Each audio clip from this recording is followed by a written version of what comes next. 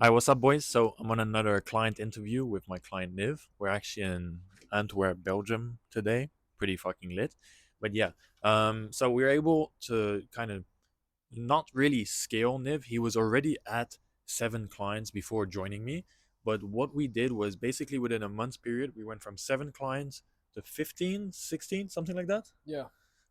So yeah, within a 1 month period, pretty much got an extra 15K revenue into the business. And yeah, how was it working with me, bro? Yo, so I want to start off starting by like Kieran has a guy on his back end that is literally not even revealed. So like his name is Tishman, so I'm not sure if I said it properly, but like really what I came down when I wanted to come into this mentorship is that I got everything I needed for the back end. Because what happens is like when you already have a couple, clients as well as that, like if you let your back end operations like completely fail, that's when you just your business starts to slow down, and then you start having refunds, which we actually have never had any refunds, thanks to like actually avoiding that problem in the first place. But What I feel like, bro, is that too many people neglect the fact of keeping their clients. It's like yeah, people are just like, okay, I'm just gonna close like 10 clients a month and fuck it, like get 5K piffs and fuck it. But then what happens is they all start refunding clients, losing clients, doing a terrible service delivery. And it's cool and all, but like if you don't have a good service, you go nowhere within the agency space. You lose all your clients, you lose everything. yeah, I want to touch on the churning part because when you think about it, the whole agency game is a people game. So if you're not able to be with people, like maybe try getting closer, all this, but that's something we talk about later. When it comes to churning, if you have like 30% of your clients leaving you month over month, that's literally an extra amount of work that you have to do in closing new clients. And then on top of that, if you want to grow your actual SMMA, then you have to make sure that you're also adding to the people that are churning every month. Get those, like, let's say you have 10 clients, 30% churn, you got to get 3 new clients. But now you also, to scale the business, you have to get, whatever your goal is, let's say you have to get 6 clients that month to now result in having 13. Yeah, we're not gonna leak Niv's agency on this video here.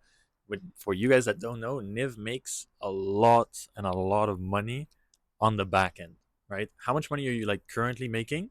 And how much would you say you kind of generate from the back end, right? Not from the front end closes, from the back end. Yeah, when I came into it in the agency space, like, yeah, of course, I started probably where a lot of you guys are at right now. And I came to the point of realizing, like, it definitely depends on the market. Every market is a different niche, and you kind of just have to create your own blue ocean, okay? And that's where a lot of the time it comes in, where it's like, hey, what I'm going to end up doing is I'm going to create an offer that hasn't been heard about before. And that's exactly what we did. Well, people were doing retainers, they're doing this. Of course, we do a setup fee, so that has people skin in the game. That's something we realized that we didn't almost do a lot up front. But yeah, of course, you can do something up front, have some type of deal going there, and then have something going on the back end. So when it comes to what we're actually making on the back end, all of our setup fee is paying for our paid ads, our acquisition cost, and as well as it's paying for our closer that is doing the sales calls. So I don't even have to touch that part, and just basically overview the business and grow the business. Yeah, because right now Niv is basically hands off. He kind of got to a stage where I'm at as well right now with my agency, where we basically overlook the agency. Like we don't do day to day tasks. No, we have closes in place, we have CSMs, we have media buyers in place who are taking care of that. And Niv kind of got to that level now.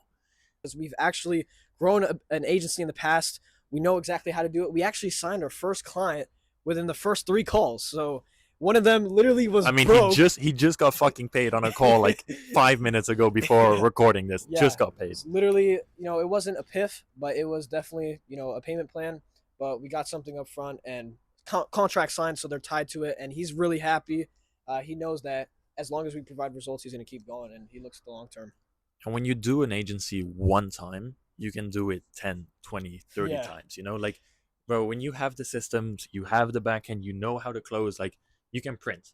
Basically, like, you don't really need paid ads, but if you do want to scale, you get to a certain stage where you do both cold calling, SMS, and paid ads. But Niv got to a point where it's like, okay, I put this much in and I get this much out. And he figured exactly. out a perfect ROAS. system, and Bro is a printing fucking machine.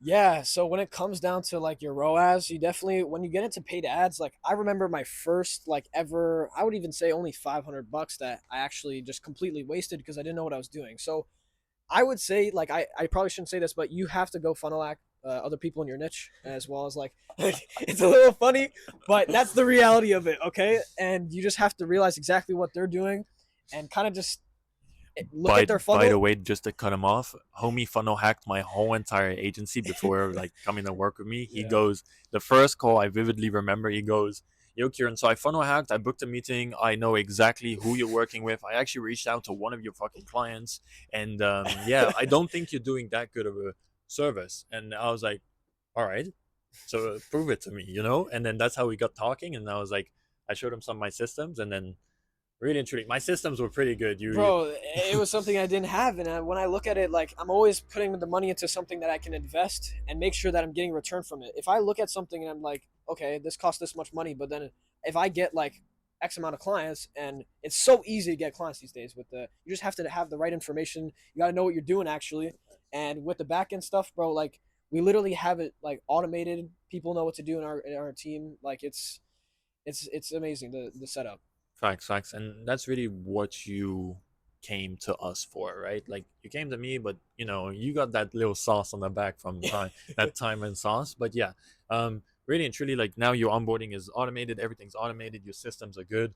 Now it's basically just scaling, you know, scaling the second agency, keeping this one going, and yeah, we're just going up from there. What's kind of your goals now? Like what are you doing now? So, what we're doing now, and I don't want to reveal too much. If you want, you can go to my YouTube and you'll see it. But you'll see that what I'm going to be doing with the current agency I'm at, it's coming to the slow season of it. So that's why I'm actually like proactive, and I'm actually looking at things where if I'm going to be starting to slow down, I have to start, making. I don't know how to exactly say it, like predictable. Um, a lot of a mistake what somebody might do is like they're making money but then they start relaxing, they get comfortable, maybe they will try to scale it, but like you have to in the beginning put your full focus into one thing, but always after that you can diversify a little bit, and then you just have to plan it out. You have to make yourself not a 3-year plan like everybody's telling you. You actually have to make a plan that's going to be less than 3 years. You have to look at something by month to month basis, and then those things compound into years and days, weeks, all the stuff. True, true, true. And you kind of said something that made me think of something is like getting out of your comfort zone is right Yeah. now you're traveling all of Europe. That's why kind of like we kind of met up, you know. Yeah. Like we're in Belgium right now. It's kind of dark, but yeah, whatever. But he's basically traveling, right? He's a 15-year-old kid. Basically, I'm gonna call him an adult. He's a fucking adult, 15-year-old adult. But he's traveling the world now, you know, and he's seeing more of the world, but he's kind of putting himself into situations where he's like, okay, I have to make it. I have to make it work. I heard him on a call today where he was telling someone where like, bro, I have to make it because I have to pay for like my Airbnb. I have to pay for my travels. I actually have to make it. I put myself into a situation where I could not fail. Uncomfortable. Yeah. Yeah. Being uncomfortable has become your new comfortable, I would say.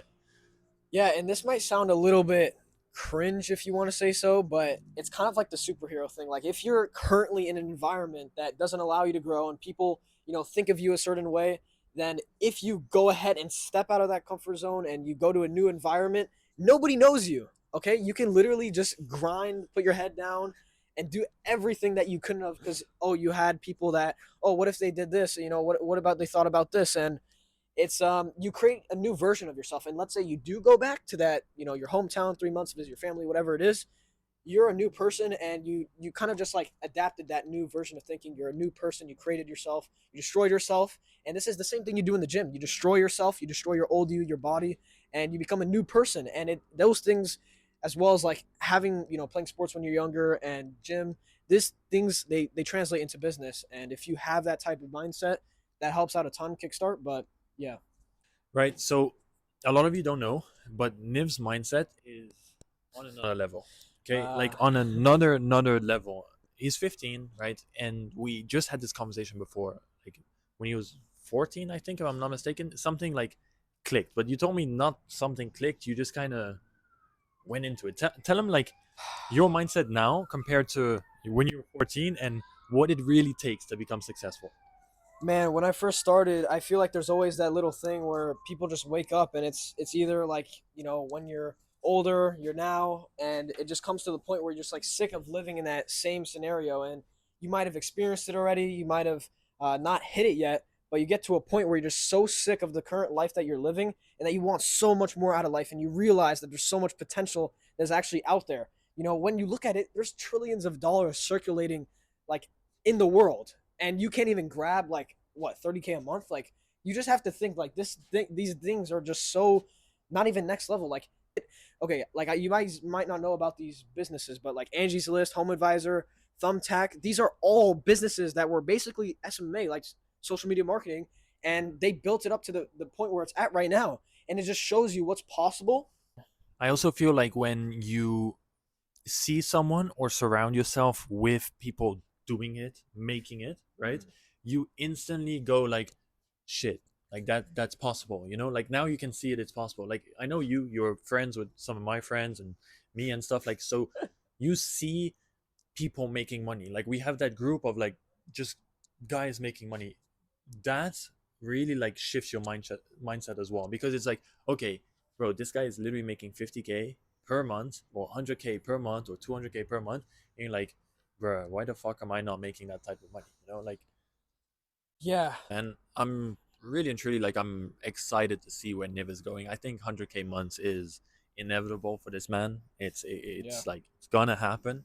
Um, but yeah, I'm just excited to see you, bro. Scale, like keep pushing. I know you're not anymore in my mentorship, right? You kind of scaled past that phase where like yeah. we're homies now. Unfortunately, Like we're yeah, just friends. But 100%. um, like I want the best for you, and honestly, bro, you're gonna hit 100K months super fast, and like I'm always here to help. And yeah, bro, thanks for kind of making this video, and I appreciate you, bro. Yeah, 100%. My honor, man.